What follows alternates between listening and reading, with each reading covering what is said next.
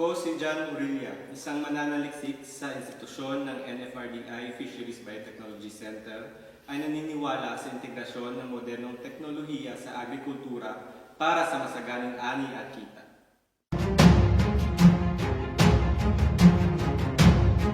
Ako si Madel L. Canceran, isang mananaliksik sa institusyon ng NFRDI Fisheries Biotechnology Center ay naniniwala na sa pamamagitan ng dekalidad na siyentipikong pananaliksik ay mapauunlad ang agrikultura.